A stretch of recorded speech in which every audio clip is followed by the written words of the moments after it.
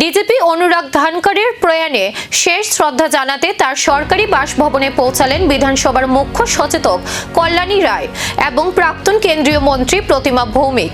তারা পরিবারের সদস্যদের সঙ্গে দেখা করে সমবেদনা জানান এবং প্রয়াত পুলিশ আধিকারিকের প্রতি শ্রদ্ধা নিবেদন করেন। এ সময় সরকারি বাসভবনে প্রশাসনের বিভিন্ন স্তরের আধিকারিক, রাজনৈতিক ব্যক্তিত্ব এবং শুভানুধ্যায়ীদের উপস্থিতি লক্ষ্য করা যায়।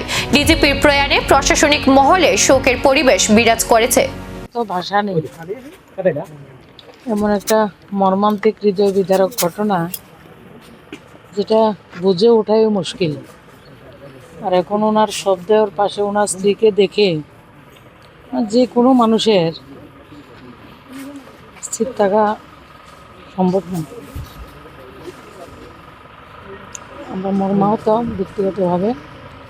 উনি যখন অবিভক্ত ওয়েস্ট ত্রিপুরা মানে সিপাহীজলা এবং আজকের যে সদর সেটা একটাই ছিল আগে, তখন উনি এসপি ছিলেন।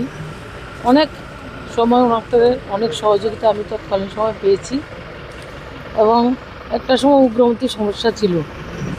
আমার খেয়াল আছে, আমার দিকে তো ইন্দুরিয়াতে একটা ঘটনা হয়েছিল 2000-এর দিকে। তখন উনি প্রায় 10-12 ঘন্টা আমরা একসঙ্গে ছিলাম। পাবলিকের যে কাজটা উনি চাইতেন উনি দিতেন এবং একটা সবাই তো বলছেন, দেখলাম আপনাদের মাধ্যমে। এদিকে মৃত্যুর কারণ নিয়ে তদন্ত চলছে। এখন সকলের নজর ময়নাতদন্তের রিপোর্ট ও তদন্তের পরবর্তী অগ্রগতির দিকে।